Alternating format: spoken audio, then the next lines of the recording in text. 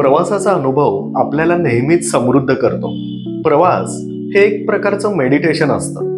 नवनवीन जागा बघणं, नवीन नवीन माणसांना भेटणं, नव्या गोष्टी जाणून घेणं, अशा सर्वच प्रकारे प्रवास आपल्याला समृद्ध करतो.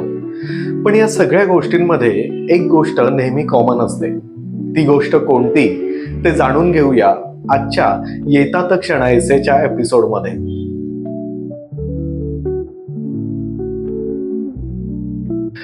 मित्रांनो, प्रवास करायला आपल्याला सगळ्यांनाच आवडतं.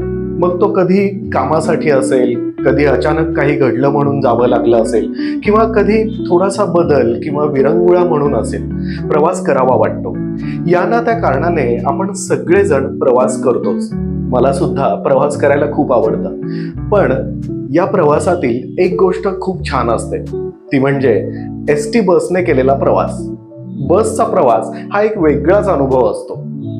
एसटी बसने आपण प्रत्येकानेच प्रवास केलेला आहे. कुणी लहानपणी केला असेल, कुणी अजूनही करत असेल. मला अजूनही अनेकदा बसने प्रवास करायला आवडतो, कारण त्या प्रवासात खूप वेगवेगळ्या प्रकारची माणसं भेटतात, अनेक प्रकारचे अनुभव येतात, वेगवेगळ्या पार्श्वभूमी असलेल्या लोकांशी गप्पा मारायची संधी अशा प्रवासात मिळते आणि त्यातून नवनवीन गोष्टी कळतात. तर एकदा एसटीनेच प्रवास करत असताना त्या अनुभवातून जे सुचलं होतं आणि लिहिलं होतं ते आज मी शेअर करतोय तुमच्यासोबत. आठवणीतील प्रवास. ओ भाऊ, माझी एवढी बॅग ठेवा ना, जागा पकडा ना जरा माझ्यासाठी. एसटीच्या खिडकीतून त्याने मला विनंती केली. मी पण हातातला मोबाईल बाजूला ठेवून पटकन त्याला जागा मिळवून दिली, म्हणजे त्याची बॅग बाजूला ठेवली तिथे. नंतर तो दारातून वर आला, मिळालेल्या जागेवर बसला. जागेसाठी काही जणांचे वाद, घरी फोन करून गाडी मिळाली, जागा नीट मिळाली हे कळवण्याची काही लोकांची त्या गर्दीतली गडबड. त्या गर्दीत सुद्धा वाट काढत लेमन गोळ्या, वेफर्स, पाण्याची बाटली विकणारे विक्रेते, ओ पुढे जा, बॅग वर ठेवा, अशा सातत्याने सूचना देत एखाद्या वयस्कर आजीला मदत करत सर्व प्रवाशांची काळजी घेणारे कंडक्टर साहेब. हे सगळं वातावरण भन्नाट असतंय. मग येतात खुद्द ड्रायव्हर साहेब. निघायचं का, असा विशिष्ट खर्जात आवाज टाकतात आणि मग त्यावर कंडक्टर साहेबांची टिंग टिंग अशी संमती मिळाली की मग स्टार्टर आणि सुरू होतो हा प्रवास. कधी कधी ड्रायव्हिंगचा कंटाळा असा आनंददायी अनुभव देतो आणि असा ड्रायव्हिंगचा कंटाळा मला हमखास येतो. जमेल तेव्हा एसटीने, विशेषतः ऑर्डिनरीने प्रवास करायला मला नेहमीच आवडतं. मग घरातल्या गाडीकडे न बघता मी असाच प्रवासाला निघून जातो.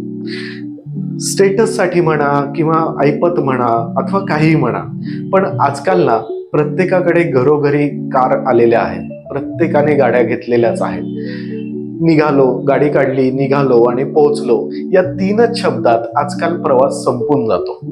पण त्यामध्ये गाडीची वाट बघणं, वेळेत पोहोचलो नाही तर गाडी सुटेल, मग पुढची गाडी थेट 1 तासानेच आहे, गाडीत जागा मिळेल का, गर्दीत आपल्या बॅग नीट सांभाळल्या पाहिजेत, त्या कुठे ठेवता येतील, गाडी चहाला कधी थांबणार आहे, मध्येच गाडी बंद पडली, लेट झाली, प्रवासात भेटणारे असंख्य अनोळखी सहप्रवासी, काही तासांच्या प्रवासात पटकन ओळख होऊन असंख्य विषयांवर रंगलेल्या गप्पा, चर्चा, एखादा शेतकरी, कोणी नोकरदार, कोणी रिटायर्ड माणूस, कोणी नोकरीसाठी प्रयत्न करणारा एखादा व्यक्ती, कोणी स्थळ बघायला चाललेलं, कोणी नुकतंच लग्न होऊन पहिल्या सणासाठी सासूरवाडीला किंवा घरी चाललेलं, कोणी बहिणीला सोडायला चाललेला एखादा भाऊ, एखादी माहेरवाशीण पाणावल्या डोळ्यांनी निरोप देऊन पुन्हा सासरी निघालेली, किंवा कोणी भाऊकीतल्या कुणाच्या तरी किमान 13व्याला तरी गेलं पाहिजे